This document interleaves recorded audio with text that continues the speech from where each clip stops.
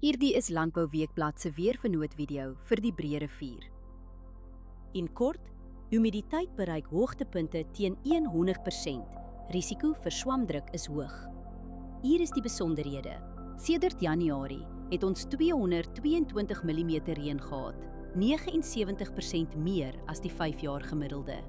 Groeigraaddae staan tot dusver op 1357. Dit is 53 grade laer as die 5-jaar gemiddelde.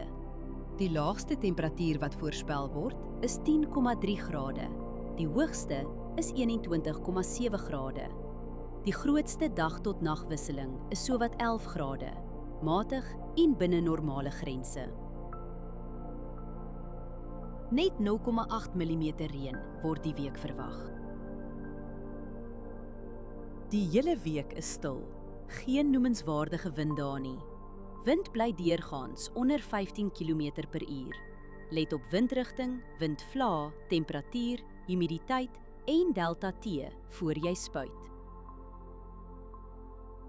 Verdamping is die hele week onder 2 mm.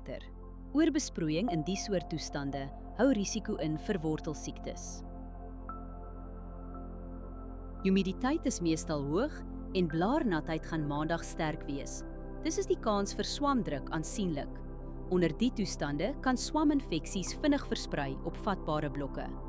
As jy een ding doen, oorweeg dit om die stil, droë weer te gebruik vir 'n voorkomende swamdoder toediening. Hierdie weerinligting is gebaseer op werklike data vanaf meteostasies. Die data word deur TerraClim skoongemaak en geverifieer. KI-interpretasies word deur grondwaarheidsdata onderlê, aangedryf deur Villa Crop Protection.